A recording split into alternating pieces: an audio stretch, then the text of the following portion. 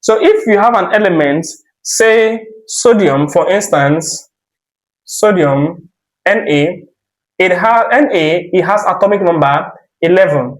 Now this atomic number, of course, is the number of protons that Na have. And because Na is neutral, it means that Na, which is sodium, has number 11 electrons. The atomic number is going to be equal to the number of electrons in a neutral atom.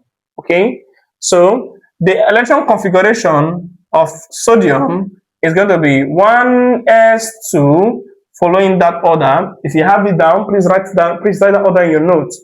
Okay, 1s2, then 2s2. As you can see, this is 2, this is 2, that is 4 has gone, so we're going to be left with 7. Then we're going to have 2p6. Okay, this is 2p6. That is, we have done 10, we have arranged 10 electrons. Then we have the next energy level, 3s1.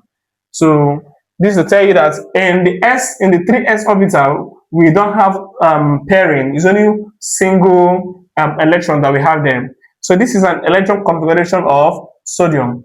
Another one is the electron configuration of calcium. Let's try calcium. Calcium is the 20th element in the periodic table. It has atomic number 20, and therefore a neutral calcium, we have 20 electrons. So let's go. Let's give the electron configuration.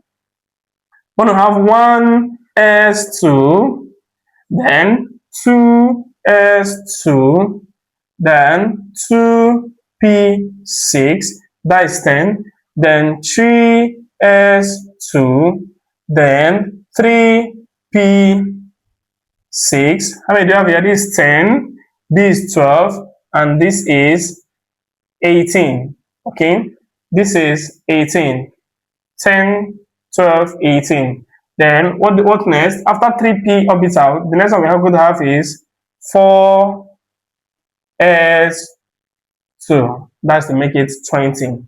Okay, 1s2, 2s2, 2p6, 3s2, 3p6, and 4s2. So this is the electron configuration of calcium, which is the 20th element